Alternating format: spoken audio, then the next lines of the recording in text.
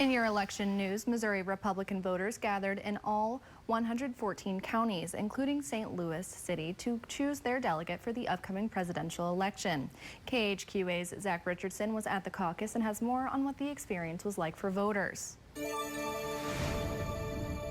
It is not the norm for the state of Missouri, but presiding Marion County Commissioner David Lomax says the caucus gave everyone a voice.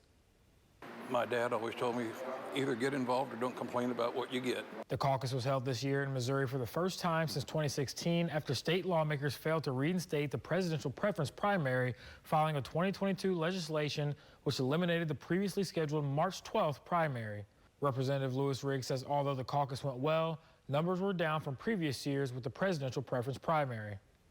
For Saturday morning, a pretty good turnout, and we had done this, I think the last time was in 2016.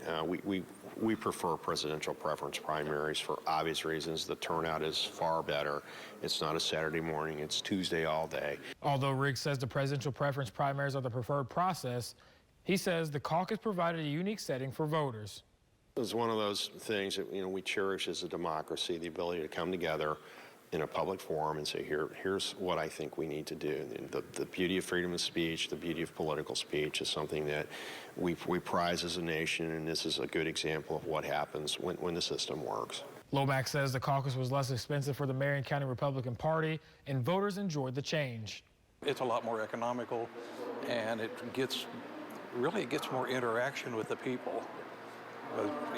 Ordinarily you wouldn't have that many people coming in all to vote at the same time. Okay, we're going to stand outside and talk about who we're going to vote for. A few younger kids were in attendance alongside parents, something Riggs says is beneficial in helping to learn how the political system operates. We're just not teaching young people enough about the importance of democracy, the democratic process, getting involved, staying engaged.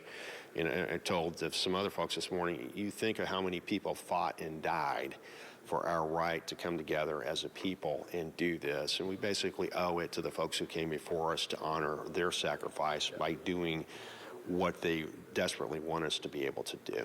In just under 2 hours, Donald Trump was declared the winner in Missouri, receiving 100% of the votes. In studio, I'm Zach Richardson.